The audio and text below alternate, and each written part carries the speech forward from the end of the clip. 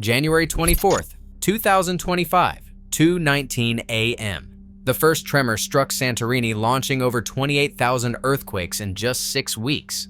What scientists found beneath the island was more terrifying than anyone imagined: moving fault lines guiding magma between Santorini and the hidden Colombo volcano. If this volcanic highway erupts, entire coastlines are at risk, but are the warning signs being missed? The next seconds could shape Europe's future. In the pre-dawn stillness, the island's seismic dashboard flickered to life. Automated sensors scattered across Santorini's caldera and clustered on the slopes above Fira registered a sudden spike, an unmistakable anomaly, sharp and out of sequence with the usual background noise. Within minutes, the alert protocol snapped into action. Algorithms flagged the event as a possible volcanic tremor, not just another minor tectonic jolt. At the GFZ Helmholtz Center for Geosciences in Potsdam, the monitoring team watched the live feed from the Aegean. The waveform's jagged signature left little doubt. Something deep beneath the island had shifted.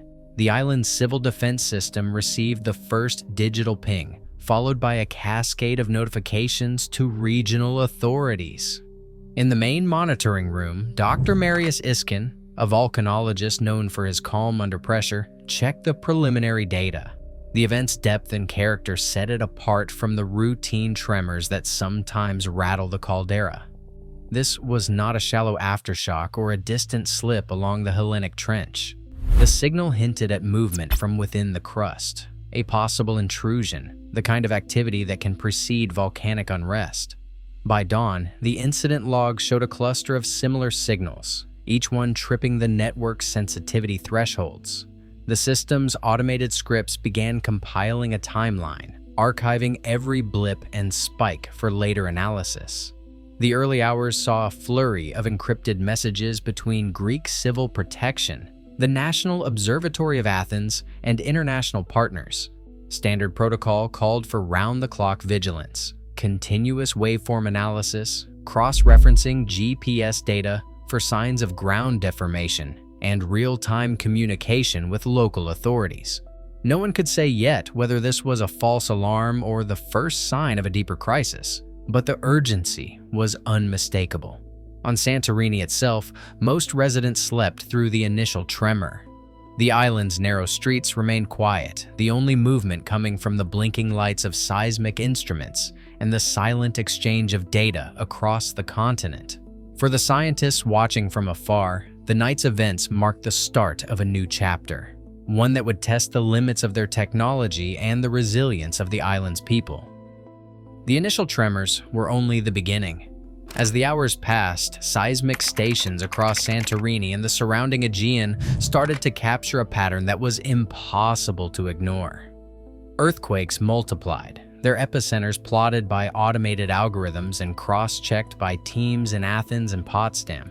Each event was assigned not just a location, but a depth, a crucial clue to what was unfolding beneath the island. In the first days of the swarm, most earthquakes originated deep below the surface, between 8 and 13 kilometers down. This is the lower crust, a place where magma pools and pressure quietly builds. But the sequence did not remain static. With each passing day, the cluster of seismicity crept upward, tracing a vertical path through the crust. The migration was not a straight line. Some quakes appeared to leap laterally, shifting northeast toward the submarine slopes between Santorini and Colombo. The swarm's deepest events gave way to shallower bursts, with many epicenters converging at depths of 4 to 6 kilometers, just beneath the caldera floor and the seabed beyond. Seismologists mapped this journey in real time. Hypocenter charts filled with color-coded dots, each representing a quake at a specific depth and time. The upward march, punctuated by occasional pauses and lateral jumps, mirrored the classic signature of magma forcing its way through solid rock. Over 28,000 earthquakes were cataloged in less than 2 months, a number that dwarfed previous unrest episodes. The swarm's northeast drift, away from the traditional center of the caldera, pointed directly toward the Colombo submarine volcano, suggesting a magmatic connection that scientists had only theorized until now. Instrument networks, both on land and on the seafloor, provided an unprecedented view of this migration. AI-driven analysis allowed for rapid relocation of quake origins, reducing uncertainties to within a kilometer or two. The data revealed not just a vertical ascent, but a branching, vein-like pattern, evidence of magma exploiting ancient faults and fractures. This was not the random rattle of tectonic plates. It was a systematic, pressure-driven intrusion, carving a new path beneath the Aegean. Each event, each shift in depth, told the story of molten rock on the move, pushing ever closer to the surface. The pattern was unmistakable. The island's unrest was being driven from below, and the crust was yielding step by step to forces that had shaped Santorini for millennia. Sensors planted across Santorini's volcanic rim began to tell a new story. GPS receivers, anchored into the bedrock above Fira and along the Camini islets, started to drift upward, first by millimeters, then by several centimeters. INSAR satellite images, processed in labs from Athens to Potsdam, revealed a swelling pattern that was impossible to ignore. The caldera, silent to the human eye, was rising as if the island itself had taken a deep breath. At the heart of this movement, a colossal volume of magma, estimated at 300 million cubic meters, forcing its way into the shallow crust. That's enough molten rock to fill more than 120,000 Olympic swimming pools, packed beneath the villages and vineyards that ring the caldera. The numbers, checked and rechecked by analysts, left no room for doubt. This was not a minor fluctuation or a routine cycle of inflation and deflation. The uplift was widespread, extending across the main island and the submerged flanks to the northeast. For the scientists monitoring the data streams, every spike in the GPS time series meant a new calculation, a new model to test. Teams worked around the clock, comparing ground-based stations with satellite passes, hunting for errors or signs of instrument drift. But the signals held steady. The crust was deforming in real time, stretched by the weight and pressure of ascending magma. Operators at the National Observatory of Athens and the GFZ Helmholtz Center knew what these numbers meant. Uplift on this scale, several centimeters across an entire volcanic island, signaled a massive transfer of material from deep reservoirs into the upper layers of the crust. The ground itself was responding to forces miles below, and the entire monitoring network was now on high alert. Each new reading offered a glimpse into the invisible machinery beneath Santorini, as the island's surface quietly recorded the restless movement below. Far beneath the Aegean, two continents wage a slow-motion struggle. The African plate, moving northward, dives beneath the lighter Aegean microplate in a process called subduction. At this boundary, slabs of oceanic crust are dragged deep into the mantle, carrying water, sediments, and ancient seafloor minerals with them. As the plate sinks, pressure and heat force the trapped water out of the rocks. This water lowers the melting point of the overlying mantle, creating pockets of magma that are anything but ordinary. These magmas are supercharged with water vapor and carbon dioxide, volatile gases that dissolve under immense pressure but want to escape as the melt rises. The deeper the magma forms, the more gases it can hold. As it ascends, the pressure drops and those gases start to bubble out, much like the fizz in a shaken bottle of soda. This is what gives Santorini's eruptions their explosive power. Unlike the slow, oozing lava flows of shield volcanoes, the magmas here are primed to burst. The Hellenic volcanic arc, stretching from Methana to Kos, is built on this relentless engine. Santorini sits at a bend in the arc, where the geometry of subduction and the weakness of the crust combine to focus magma generation. The island's very existence is proof of this process at work, each eruption a direct result of the ongoing collision deep below. Every pulse of magma, every earthquake, every uplift in the caldera can be traced back to the conveyor belt of subduction grinding onward, loading the crust with volatile rich melt. This underground alchemy doesn't just create magma, It sets the stage for the complex plumbing system that feeds both Santorini and the neighboring Colombo volcano. The chemistry and behavior of this magma, its readiness to explode or stall, are decided long before it nears the surface, shaped by the journey it takes through the collision zone beneath the Aegean Sea. Beneath Santorini and the nearby Colombo volcano, scientists have mapped a system of magma storage more complex than anything previously imagined in the Aegean. In 2019, Dr. Paraskevy Nomu's research team used seismic tomography and ground deformation data to reveal a branching network of magma reservoirs stretching from just 3 kilometers below the surface down to depths of 13 kilometers. These reservoirs are not isolated pockets. Instead, they act as interconnected chambers, forming what geologists now call a hydraulic network, a system where pressure changes and magma movement in one part of the network can trigger responses in another, even kilometers away. During the 2025 crisis, both Santorini and Colombo showed signs of simultaneous inflation and deflation, suggesting that magma was not only moving upward, but also laterally, traveling along this underground highway. Modeling of the crisis indicated that a single deep reservoir feeds both volcanoes with up to 300 million cubic meters of magma able to shift between storage zones. This cross-feeding potential means that unrest beneath one volcano can rapidly affect its neighbor, challenging the old idea that each volcano acts alone. The evidence now points to a shared dynamic system, one where the boundaries between Santorini and Colombo are drawn not by geography but by the flow of molten rock deep underground. Southwest to northeast, a web of faults cuts straight through Santorini's volcanic heart. These fractures aren't just scars from ancient quakes, they are active, shaping the island's future every day. In 2025, the earthquake swarm didn't spread at random.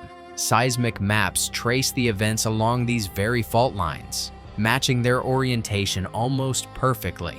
Geologists have long recognized this alignment. The Khomeini-Colombo fault system, running beneath both land and sea, acts as a natural conduit for rising magma. When pressure builds deep below, these faults become the preferred escape routes, guiding molten rock through the crust's weakest points. Sometimes, instead of pushing upward, magma exploits these lateral corridors, moving sideways for kilometers before finding a new place to rise. The 2025 swarm demonstrated this vividly, with quake epicenters migrating northeast from Santorini toward Colombo, following the mapped faults like a trail. This structural control means that eruptions don't always break out at the island's center. Instead, the real danger can shift along these hidden corridors, making the next eruption harder to predict. Every movement along these faults is a signal, a reminder that the island's peace depends on fractures that never truly rest. Far below the whitewashed villages and vineyards, the Aegean seabed hides a fracture that never truly heals. Bathymetric surveys carried out by oceanographers from GEOMAR and the Hellenic Center for Marine Research have mapped a jagged corridor stretching from the base of Santorini northeast toward Colombo. This is not a single fault, but a chain of overlapping fractures, some wide enough to swallow a submarine, others no more than hairline cracks. Seismic reflection profiles reveal that these breaks slice through ancient volcanic layers, creating a continuous pathway for fluids, gases, and, at times, molten rock. The 2025 crisis exposed just how active this corridor remains. Earthquake epicenters plotted along the seafloor show a pattern that mirrors the faults mapped by sonar, confirming that the crust beneath the waves is anything but stable.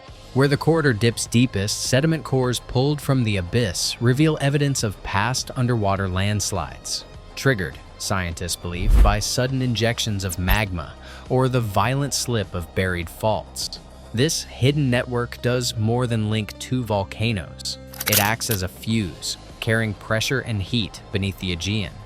In the wrong conditions, a rupture here could send a wall of water racing toward the coast, turning a volcanic crisis into a regional disaster. For the team scanning the ocean floor, the danger is clear. What happens offshore does not stay offshore, and the next warning may come not from the land, but from the deep. Long lines snaked down the cliffs before dawn, as rumors of an imminent eruption swept through Santorini's villages. Within hours, the island's only port at Athenios became a bottleneck, jammed with cars, buses, and clusters of people clutching suitcases and phones. Ferries scheduled for the tourist season now loaded at double capacity, their decks packed with families, workers, and tourists desperate to leave.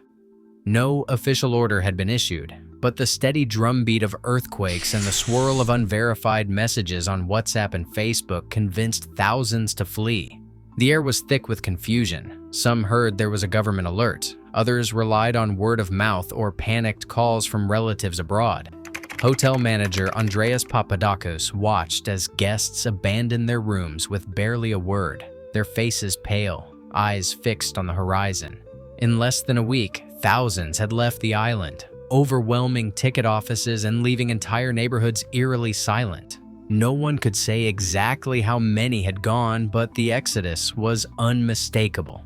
The speed of departure outpaced any official response, leaving authorities scrambling to coordinate transport and reassure those who remained. For many, the fear was not just of the volcano, but of being left behind as the island emptied in a matter of days.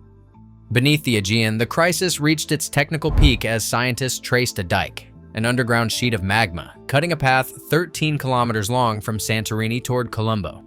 Ground-based GNSS stations and satellite data revealed a pattern of deflation on the island. 6.8 million cubic meters of volume disappeared from Santorini's shallow reservoir as the dike advanced. The numbers left little doubt. Magma was moving laterally, not just upward, at a pace between 0.1 and 0.5 kilometers per day, fast for a system of this scale. Every day, the dike's tip fractured new rock, reactivating ancient faults and triggering swarms of earthquakes that kept residents and scientists on edge. Yet even with this torrent of data, thousands of quakes, centimeters of ground movement, gigabytes of waveform analysis, one question loomed over every calculation. Would the dike break through to the surface or stall in the depths? The models offered probabilities, not certainties.